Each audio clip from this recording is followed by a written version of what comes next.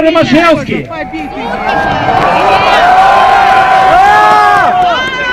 Дорогие браты и сестры, что я хочу сказать вам, что отбылось на преступках. 8 пьяных, переопранутых супрацовников милиции били двери, супрацовников спецслужбов, провокующие конфликты между нами и милиционерами. Переопранутые супрацовники спецслужб под выглядом журналистов створили натовп и никого не пустили. Кандидаты стояли сзаду и чекали. Шановні сябри, поглядите, я ще раз закликаю. Девиз этой площади: мы один народ!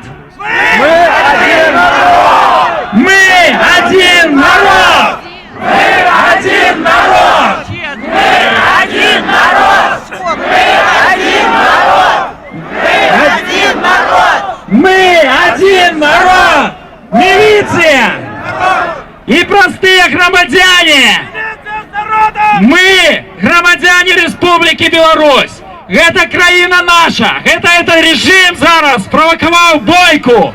Я не обвинувачую тим, що відбулося шагових супрацовників міліції, я відаю, що їх підставили. Я закликаю вас, коли ви зараз побачите п'яних, буйних, у натовпі, скручуйте їх, здавайте в міліцію! Ніяких боїв з міліцією більше не буде! Мы один народ! Мы один народ!